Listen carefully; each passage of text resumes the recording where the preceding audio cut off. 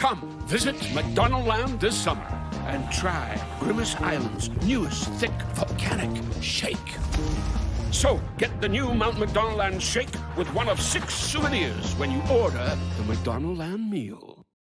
Choose PrimeSTAR Home Health. We'll provide the best care for your patient or loved one. From managing chronic conditions to wound care and therapy, we specialize in a wide range of services. PrimeSTAR Home Health. We have the skill to heal and the spirit to care. Choose PrimeSTAR Home Health. We'll provide the best care for your patient or loved one. From managing chronic conditions to wound care and therapy, we specialize in a wide range of services. PrimeSTAR Home Health. We have the skill to heal and the spirit to care.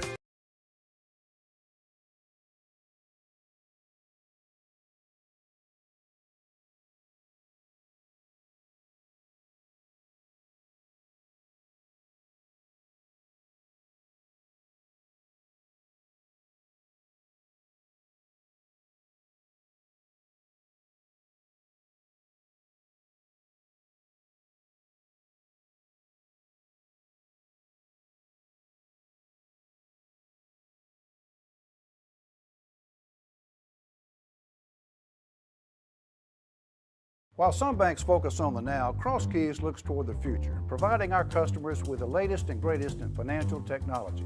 But a bank is nothing without its people. While our competitors try to stay ahead of the curve, we are the curve, nurturing some of the greatest financial minds in the country. For what better represents the future of banking than the next generation?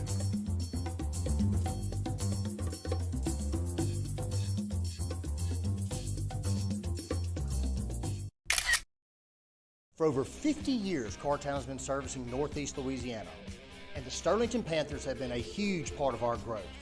And for that, Cartown Tires and Service would like to say, go Panthers!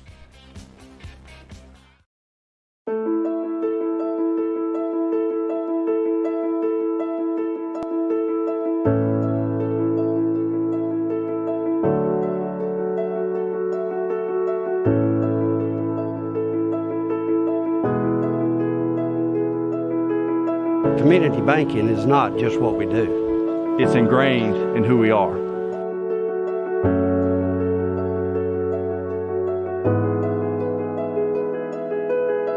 It's our mission to serve our community. By providing a banking experience you can trust.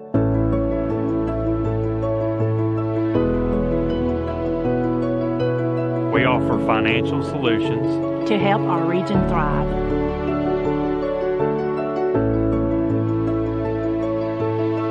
Personal hometown service.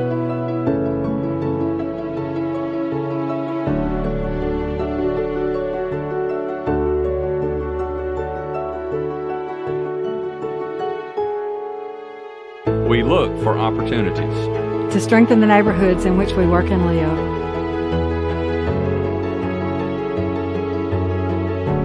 Rooted in the community. We support our families, our neighbors, and our friends.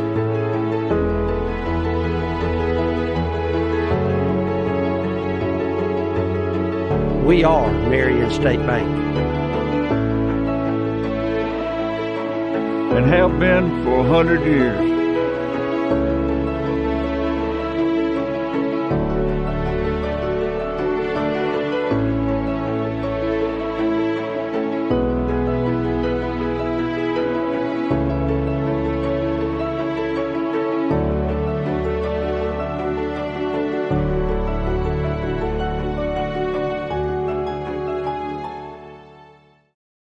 Sustaining a brain injury due to someone else's negligence is devastating. Downs Law Firm can't change what happened, but they will fight to hold those at fault accountable and aggressively negotiate with insurance to recover fair compensation.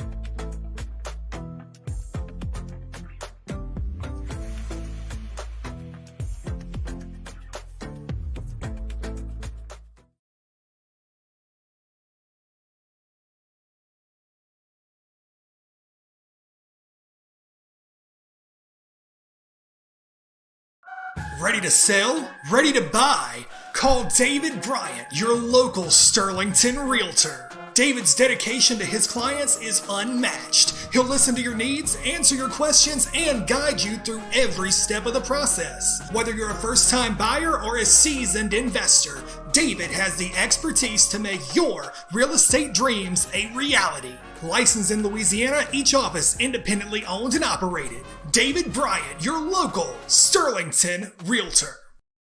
Come visit McDonaldland this summer and try Grimace Island's newest thick volcanic shake. So get the new Mount McDonaldland shake with one of 6 souvenirs when you order the McDonaldland meal.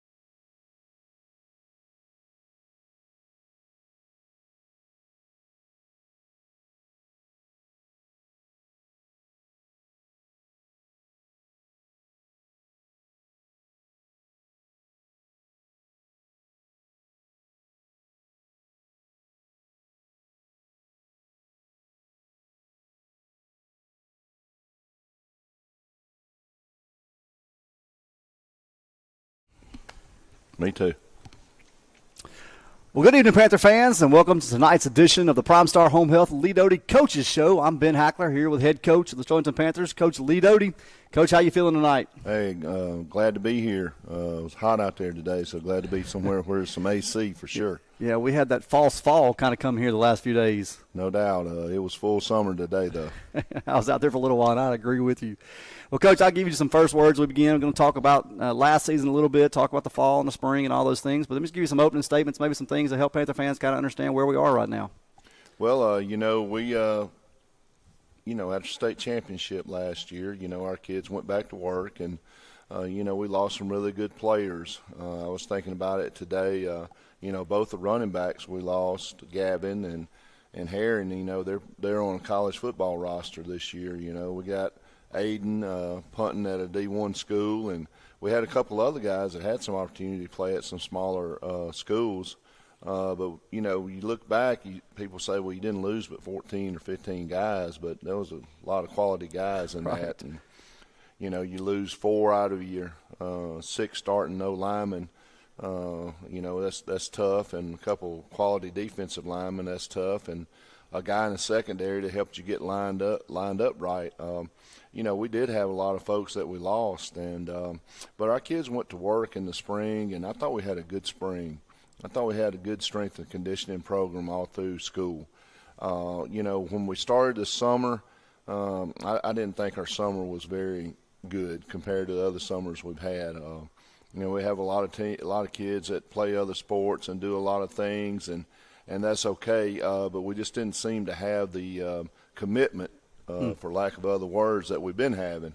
And so I've been a little concerned about that. So we had to have some serious talks with some guys and hold some guys out here and there and do some other things. And, it was a challenge to get everybody back on the same page. And, I feel like we've got it close to where we need it right now. We're not there yet, but, came in with a scrimmage against Evangel and, one of the top quarterbacks in the nation for next year's signing class. And I think he lived up to all the hype. He's really good, really strong, got a great arm, moves around really good. Pop Houston's his name. He's a junior. And so he was really good, and they have a lot of pieces that went along with him. And defensively, they had some guys that had transferred in this year, and, they have a big senior class to surround him, so they were really good. Yeah, no doubt. And it was good for us to see that and to be a part of that because, more than likely, we're still going to see some really good quarterbacks. That's going to happen, but we're not going to see a guy like him. I hope not. And it was good for us. And so, we survived that with no injuries and were able to get in the film room and learn an awful lot about our team. The next week, we played Alexandria High School and our Jamboree. And, they had a great year last year. They played for a state championship in Division I Select and, lost to a very good team in Carr. But, they just reloaded, man. They lost a running back to LSU, and, they just, they got 2 sophomore running backs that pretty good. They're going to be signing somewhere, no doubt. Number 3 and 4. Number 4 is as good now as I think Lindsey was when he was in the 10th grade. So, big, man, they were big, and it seems like they may be bigger than they were last year to me. But moved around really good, caused us a lot of issues. We hung in there with them for a while. Their depth got to us, even though it was 2 quarters. But again, I'm not sure how many teams we're going to see that's going to be that well coached, that athletic and that big. Right. They're a 5A football team, and that's what 5A football teams are supposed to look like. And so, we had some bright moments in that thing, and I thought was great for us. But like I said, it was another learning lesson. And the only thing I can tell you is I thought our kids didn't quit. I thought we improved a lot from the scrimmage to the Jamboree. And, that was the one thing we wanted to see. So, last week we played at Tioga. We opened up week 1 at Tioga, and went down there. It was a hard-fought victory. But again, you're playing a Division I football team, and much improved from last year, by the way. Get on the bus, go down 2 hours, and get off that thing and come home with a win is always a good thing. Absolutely. Well, Coach, before we jump into the Tioga game, I wanted to go back to last season because really you're facing the exact same schedule you did a year ago. And we talked a lot last season coming into the first few weeks about this gauntlet that you were going to kind of run, beginning with Tioga. And then Rabel comes to you this week. Washita comes next week. Then we head over to Woe and then to Neville. And last season, a lot of folks just like, Coach, what are we doing here? But you get to do what you started preaching, I think, from the moment you got here was – we don't have to win them all. We want to win the last one. So last season, can you just talk about just what it meant to see that thing come together and you find yourself in New Orleans at the end of 4 quarters standing victorious as the state champion of the non-select Division III? Yeah, it was an awesome experience. Those first 5 games were really tough on us. We had a lot of injuries, a lot of things that went bad, but we came out of that thing 2-3. And then after that, we started kind of getting some guys back that we had injured. And, we just kept telling them, hey, believe in what we're doing, trust in what we're doing. And, none of that matters. The NFL plays 4 preseason games. And you almost have to treat that like a preseason. Then when you start district is when you want to start getting good. Yeah. You want to be pretty good week 7. You want to be good week 9, but you want to be really good week 13. And that's kind of what happened last year. So, I've had a bunch of people tell me, if you would have told me week 5 y'all were going to win state championship, I wouldn't have believed you. But, you don't play for a state championship in week 5. That's right. You play for it in week 15. So, and we got some breaks here and there, but I'm going to tell you, I've been involved in 4 or 5 of these things, and you got to be lucky sometimes to win them too. You got to catch a break. Yeah. So. But, man, it was an amazing feeling, watching those seniors run off that field last year with the win under their belt and being the only senior class, it's only class in Sterling history that won 2 state championships in football. So, had a lot going on that thing. Yeah, absolutely. And, Coach, you mentioned a moment ago the spring, summer training, and even into fall camp. And I want to talk a little about fall camp just because I know the last couple of years you guys have dealt with some challenges as far as this wet bulb and this thermometer and temperatures and all those things. Coming into fall camp, though, this year you knew that was coming. You knew what was going to happen. So can you talk about just kind of the way that you guys approach that? But then also, like, when it comes to fall camp, what are you looking for that first 3 or 4 weeks before you hit the scrimmage? Or 2 weeks, I guess.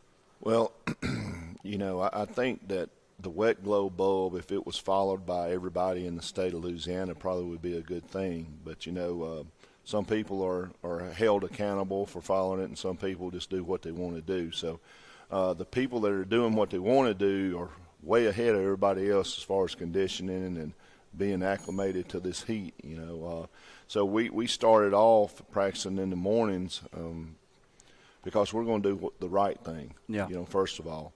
And, you get them in at 5:30 and you got school that starts at 8 and, you got to stretch and specialty and, then you got to practice. So you got an hour, that you're trying to cram in, a 2-hour practice you're trying to cram in an hour. So something's going to be left out. And usually with us, it's been our young kids, it's been our conditioning. And, I made sure that we worked our special teams this year, even though we really didn't have time to. So you're at a disadvantage immediately. And we did that for 3 weeks, I believe. Yeah.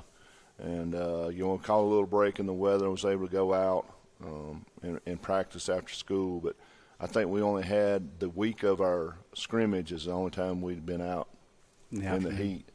And it showed, it showed because Evangel and Ash had been practicing not in the mornings but in the afternoons, and I think it really showed on us that we just wasn't acclimated to that type of weather.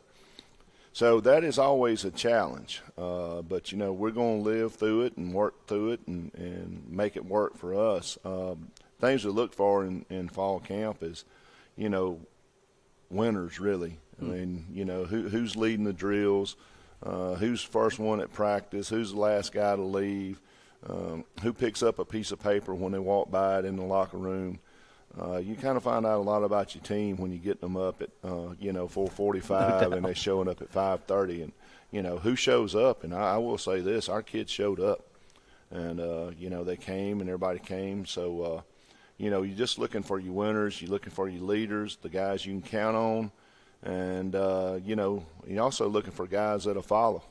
Right. And if you the lead, follow, get out of the way. And so you're looking for the guys that'll follow the leaders, and but just those type of things are some of the things we look for.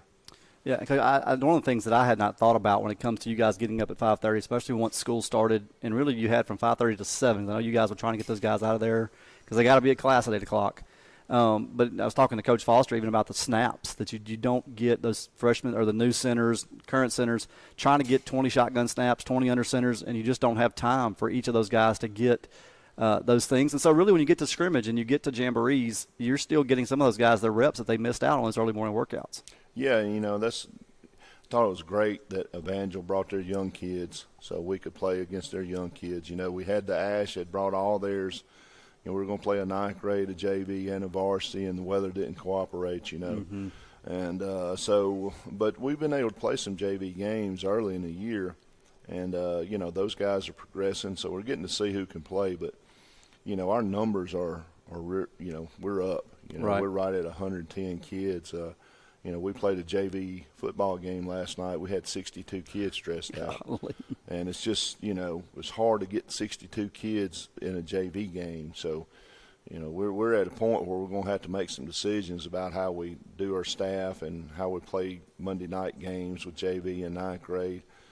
So things are really changing for us, so we're in the process of that. But, feel really good about our numbers. I think we have 44 freshmen. And that's twice as many as we usually have. So that's the biggest class you've had here for sure, and maybe ever. Yeah, well, it's definitely my biggest class, right. Of freshmen. And, it's a lot of good players in there, too. I mean, it's not a bunch of just guys hanger-ons. I mean, there's some really good players, and we're really proud of that group and hope we can build with them for sure.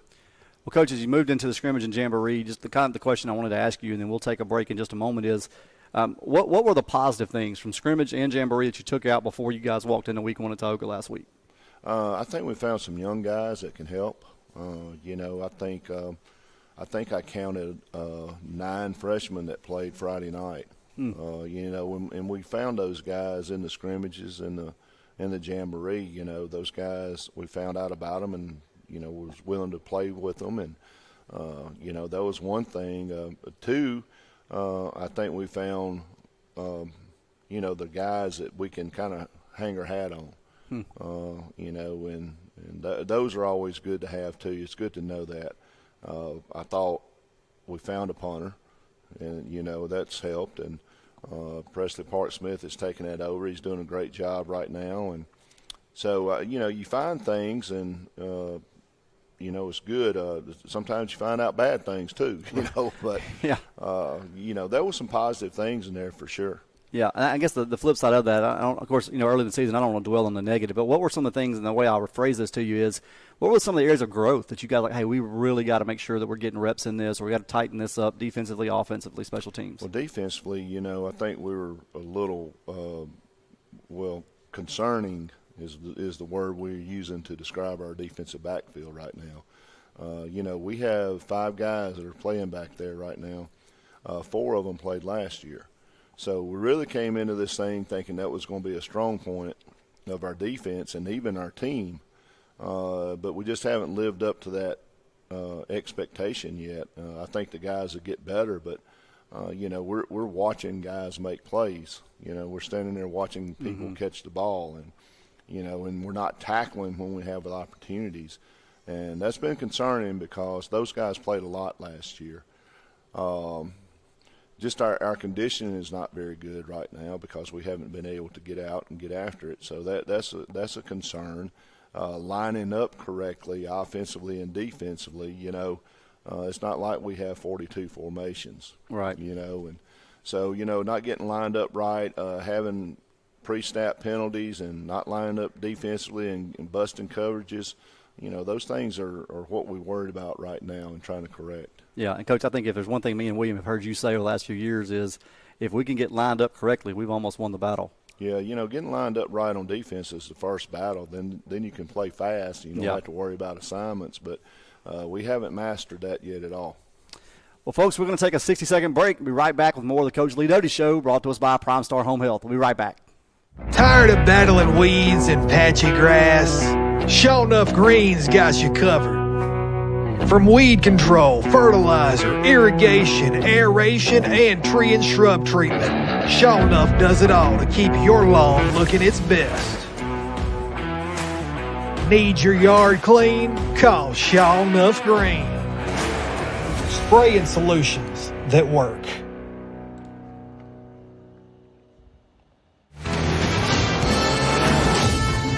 Neither snow-capped mountains nor puddles of water, nor unexpected detours with a 20-foot drainage pipe can stop the ruggedly capable Telluride X Pro from getting you to your dinner reservation on time. Okay.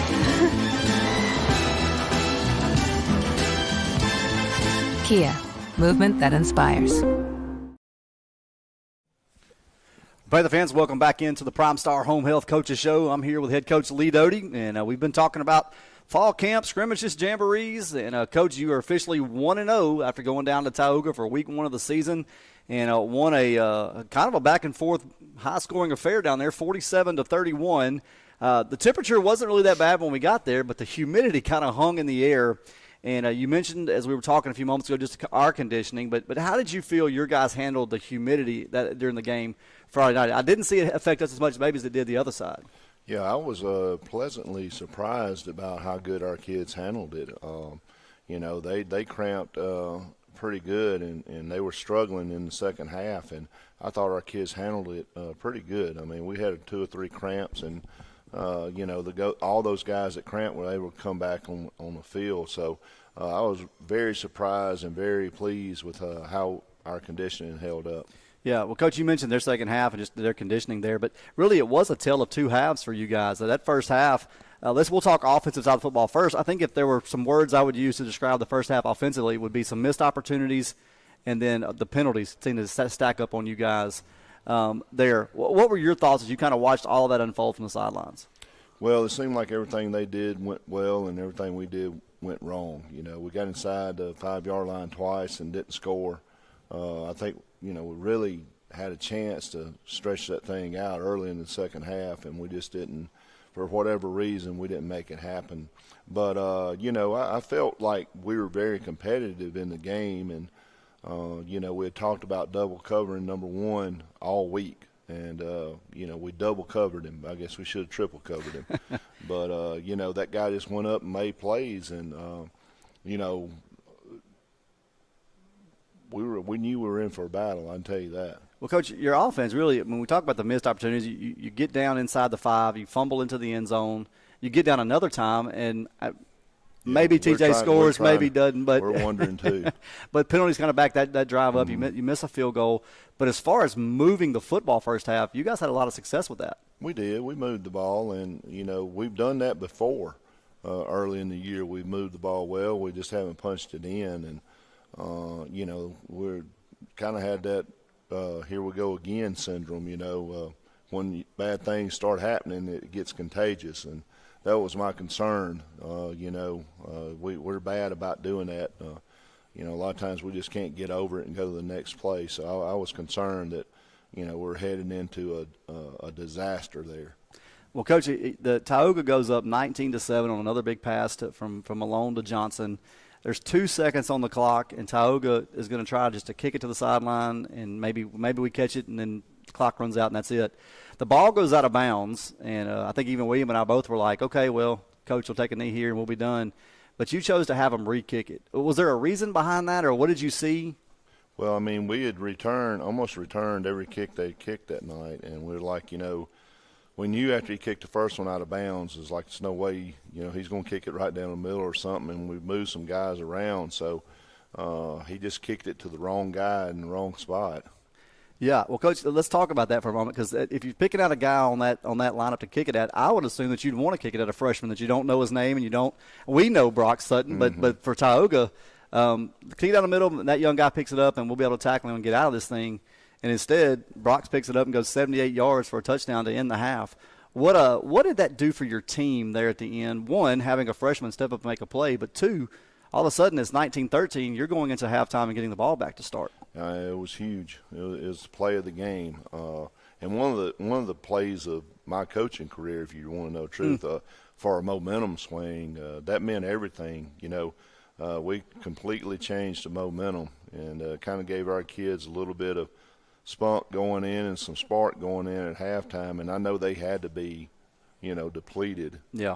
They had played a dang near perfect first half for them, and that happens sometimes, and, sometimes people make plays, and Brock's just made a play. Yeah, I bet he didn't forget that run anytime soon. No, I'm not going to let him forget. That was a heck of a play. It really was. Well, Coach, when it comes to, we were talking early season, and you mentioned that in the early mornings you made sure that you guys practiced special teams, that was so important. Coming into at the end of the Jamboree, you guys return a kick for a touchdown. Mm-hmm. Coming into Tioga, we had several big returns on those first three kickoffs they had. And then Brox adds the third one for the touchdown. What are you guys seeing over there? And then is there anything? I guess we don't want to get into too much X and O's. We've got too many guys ahead of us. But yeah. What did you see that you thought, hey, maybe we've got a chance really to break some this week? Well, we got guys back there that will hit it. When they catch the ball, they'll hit it in there, get in the wedge. But other than extra points and field goals, which we worked on a lot yesterday and today, and we'll be a lot better at that. I've been really pleased with special teams. I think we've been good on kick coverage, punt and coverage. I think we've been pretty good. So I've been really pleased with special teams, and that was a big, question mark going in. We got a young freshman kicker, William Lyon, that, he hasn't missed a legit extra point yet as a freshman, and he's kicking off, and we're sky kicking with him, and he's putting it up. We forced him into a fumble the other night. He's doing a really good job. So. Special teams has been good, considering that we didn't, we haven't spent as much time as we have, but we made sure that the time we had spent on special teams have been quality. Yeah, well, you take that little window just of kickers that you've had, Coach. I think there's only been 3, maybe 4 guys that you've had kick and punt over the last 7-8 years, and now losing a guy like AP down to Tulane. You knew Jalen was going to be able to come to do kickoffs. You added William, but Park Smith, I think Friday night for me was the one that was like, oh, he's found it. This is starting to dial it in. Yeah, and like I said, he's a great athlete too, by the way. I mean, he's maybe the fastest kid on our team. He did run the fastest 40. And he's becoming a really good blocker outside as well. I don't know if you watched him much the other night, but he was in a constant battle with those DBs. And he brought a lot of heart the other night. And, in practice sometimes it's feast or famine. Either we get a 70-yard punt or a 7-yard punt sometimes. So, the other night he did a good job of going through his mechanics and keeping his head down and dropping the ball correct. So, as long as he does that, we're going to be fine. It's when he gets to rushing things and reverts back to I've never punted before, we get in trouble. But, yeah, we're proud of him for sure. Well, Coach, you go in at the half, 19-13. You guys make some adjustments. And you come out, and all of a sudden, it's almost like going back in time a little bit. A 16-play, 6.5-minute drive to start the second half. You capitalize on the touchdown. What were the adjustments you guys made at halftime offensively? Well, we started running different, opposite of what we were running, if that makes sense. I mean, if we were in right twins, we'd been running to the tight end, so we'd go right twins and run to the twin side. If we'd been running – to the twin side in this formation, we went to the tight end side. It's almost like we did a lot better job of calling plays, to be honest with you about it. And we went away from our bench a lot. We have a big tendency to our bench. And so we went away from our bench. We went away from our strong side a lot. And I think the kids were ready to come out at halftime and get after it. So, David Hickman had a great night carrying the ball, but our offensive line really turned it up in the second half blocking, and, TJ did a good job of blocking for him too. So, and TJ had some huge runs in the second half. You know, we were 3rd and 8 one time. We run veer. Right. You know, and he gets like 12 yards. Yeah. I mean, you know, so he you know, our backs really showed out in the second half, no doubt. Yeah, Coach, I really thought, you know, coming in this year, you mentioned losing the offensive lineman you lost last year and kind of some of that leadership. And that offensive line second half looked like a seasoned group in the way that they were able to control the line of scrimmage. And I know you give Coach Foster a lot of credit on that, but talk about some of those kids just for a moment. Who are some of the new faces that you saw some good things from? We'll talk about, you know, Dawson Ferguson and Gideon Ashley, you know, are 2 guys that played a whole lot last year. And they're kind of our bell cows on that thing. So they you know, they're doing a good job of leading our guys. You know, when we moved Cam Ruggs playing center, you know, Luke Crane's playing center, so we're kind of splitting time with them. But Rugg played a lot of guard the other night. So, you know, Sam Jansen played some tackle for us.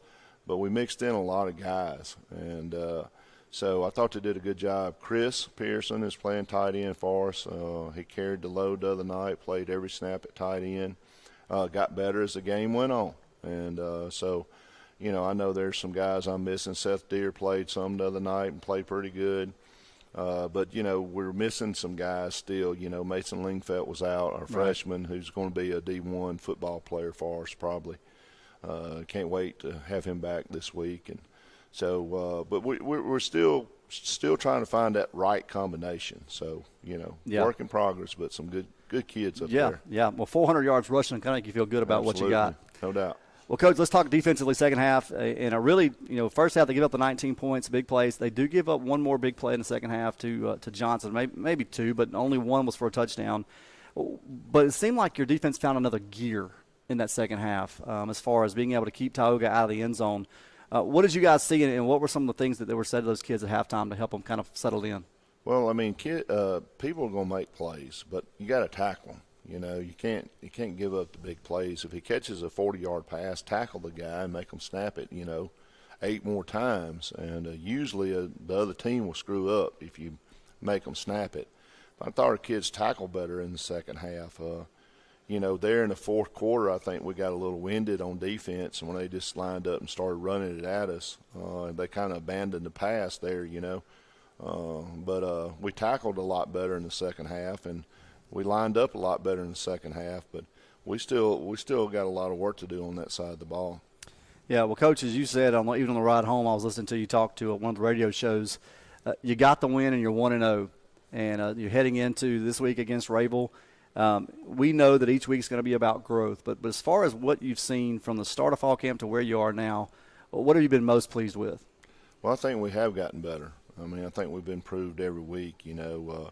I think you take a guy like Trey Birch who didn't play really good in the scrimmage. He didn't play really well in the jamboree. He didn't play really well in the first half, but he had a fantastic second half. Yeah, he was everywhere. You know, and we're looking at the stats, and I don't remember all of them. Coach Snell and I, and he's like, Trey didn't play very good, but he had like 12 tackles and an interception. Mm-hmm. You know, yeah. So he played pretty good sometimes. You know what I'm saying? Or he wouldn't have that many tackles. Yeah. And his interception was the turning point in the game in the second half too. So, you know, you see those guys that maybe, you know, and we went through this in 2022. In 2021, we were 15-0, and we had enough good players coming back in 2022 to make a run. And sometimes they just got to have it happen to them before they believe it, that you are the hunted. You know, you're going to get everybody's best shot. And sometimes it just takes that to happen before everybody realizes, hey, we got to tighten up. We got to do what we're told to do. We got to do what we're coached to do, and we got to do what we know we can do. And I think we had some guys that have figured that out now. Yeah. Well, Coach, congrats on being 1-0 this week. Back at Dell Ashley Field for the home opener against the Rayville Hornets. And we'll take just a few moments, Coach. I know Rayville, kind of familiar opponent for Sterlington fans over the years, and played them last year. We went over there. What are your thoughts on this year's team from Rayville, and the new head coach is over there too as well? You know, I'd like to know how many times Sterlington and Rayville's played. I bet it's up there. It's been a few. You know, and, man, that was, you know, you talk to people around here, and that was a rivalry, a big rivalry game up to just right before I took over. Really, the first time I ever seen Sterlington football, I was watching TV at home one night when I was in Natchitoches, and they played Rayville, and Rayville had a quarterback, and I don't know, he may still be running around out there, but they beat Sterlington pretty handily that night, and I was really impressed with their athleticism. And, when we moved up and they stayed down, we kind of got away from playing them. But picking them up last year, I think, they're 25 miles down the road. I think it's a good pickup for us. They've been down a little bit here lately. Their coaching changes, I think, have really took a toll on them. I think the other day, I believe this is their 6th head coach since I've been at Sterlington. And that's just tough on kids, This guy seems like he's at home down there. He's doing a lot of good things. They're 1-0 as well with the big win over Lake Providence last week. They got some big, good-looking kids, long and lean. I'm really impressed with number 2. I don't know his name because they didn't send us a roster. But I'm really impressed with that guy, running back. I mean, he can roll. Yeah. And they put him out wide and they'll throw it to him. But he's a phenomenal athlete. So, we're going to have to, I talked to our kids yesterday about being prepared to play. It doesn't matter if we're playing Pittsburgh Steelers or the Perryville Hornets, Yeah. We got to be ready to play. So hope they understand that and got to come out and get after Rayville. Yeah, because you've talked about the standard a lot over the years here at Sterlington and how really what you're competing against is not who's on the other side of that football, but there's a standard of expectation, a standard of play. And I think weeks like this, that's who you're competing against. You've got to play to your standard or you may find yourself in trouble. Yeah, no doubt. I mean, they're going to have enough athletes, and, they see film too. They see you can throw the ball up and catch it about, 95% of the time on it. So, and they're going to try that, and our guys got to be prepared. But, the enemy within would keep us from doing what we got to do. So first you got to defeat the enemy within, and then you defeat the team across from you. So we'll see how that goes. All right, well, Coach, that's going to do it for our time together tonight. For our fans that are watching tonight, and we'll be there on Friday night. Anything you'd like to say to them before we get to the ball game on Friday night? Well, we got senior night Friday night as well, and that's a big night for our seniors. And we want everybody to come out and support our seniors. And we're recognizing football, our film crew, our cheer, our dance, our band, and our athletic trainers that I know of. I mean, it's going to be a big night. We're going to do the football and athletic trainers, I believe, before, and then cheer, dance, and band at halftime. So that's a big night. So come out and support us, and I think we'll have a good home crowd, and I know everybody's excited about the home opener. So come out and see the new facilities and, kind of see how the thing looks from the stands. We'd like to know. So appreciate you having me, and as always, go Panthers. Well, Panther fans, this Friday night, 7 p.m., Sterlington versus Rayville. If you can't make it, you can catch us on YouTube for the live stream. Or this year, we're on 92.3 FM The Wolf. If you're traveling and want to catch that, Coach's show will replay at 6:15. And our pregame show with William Handy and myself will follow right after to get you set for kickoff at 7 o'clock. Hope that you have a good rest of your week. And as Coach said, always, go Panthers.